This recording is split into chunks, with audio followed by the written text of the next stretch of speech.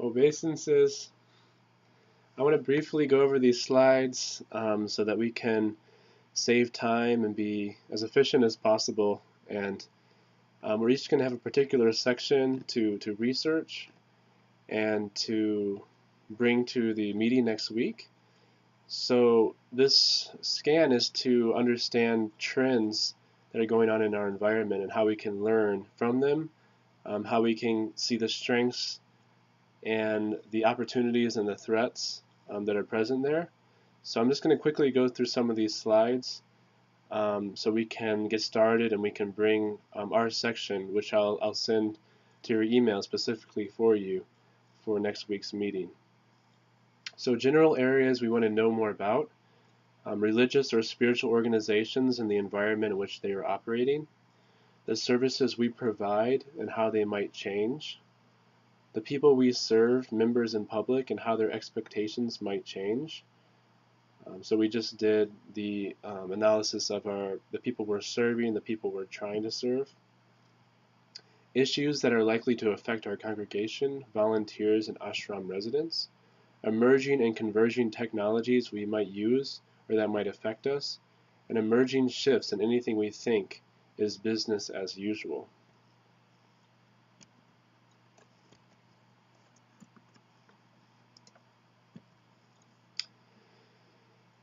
So we can see the different environments that we may be focusing on depending on what area that we're examining. There's going to be questions that we go through in terms of whatever particular area we're designated with to research, and so it will help us work through this. So we're going to focus on the PEST analysis, which is looking at the political atmosphere. Some of us will look at political, some of us will look at economic, some of us will look at social issues, and some will look at technological trends. And these will be assigned, one of these will be assigned to each of you to bring next week, and then we can discuss further what we have found. So this is where we can, this is a nice graph of seeing how the trends develop and how people begin taking to these different activities. And as we see here, most scanning takes place as the trends develop. So we're starting to see what's happening. Basically, we're seeing what's happening, and then we're trying to understand the root of that. So, but we can also see emerging trends. That's important too. But the late majority is generally what we will find. There'll be some emerging trends as well. So we can look to find these trends on the internet.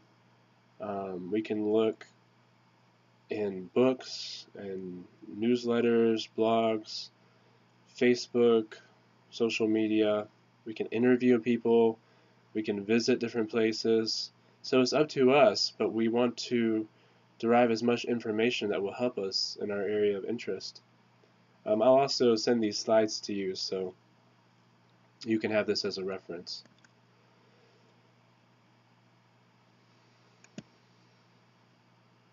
So how do we know when we have found something useful? Does what you found help you understand your issue? Does what you found identify a new way of seeing the issue? Does what you found help you to explore trends and their potential impacts? Because we want to see how these different trends, how these different activities in our environment can affect us or we can learn from. Does what you found aim to identify and assess possible future threats and opportunities, including radical alternatives?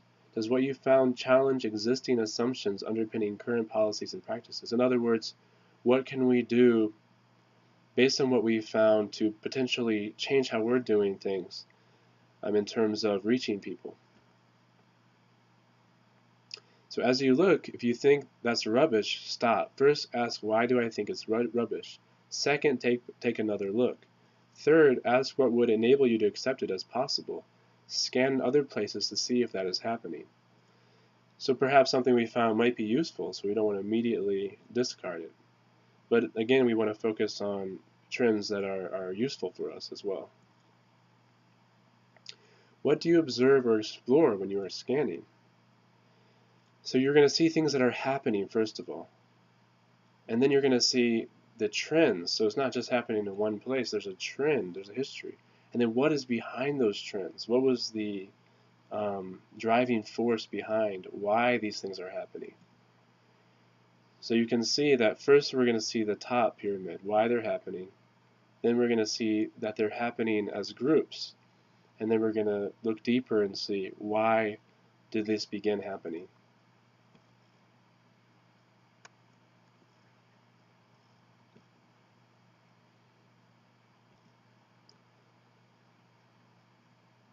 So when we first start, we might be collecting data and it might seem like a maze, but when we put it all together, we're going to see how it fits all together and what was the purpose behind these activities, why these things are developing.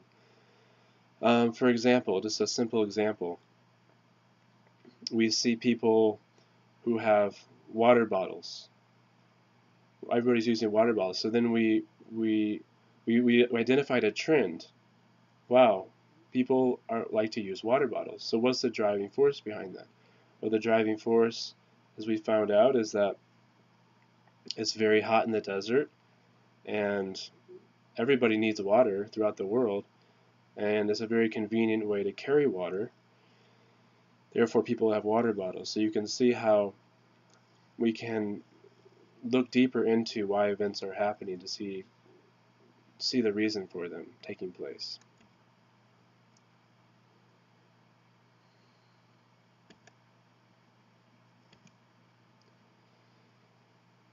So after we identify the trends and what's the driving force behind them through the questionnaire that we'll go through on our particular area, then how and in what ways could this information be relevant to ISKCON, to your specific zone temple project?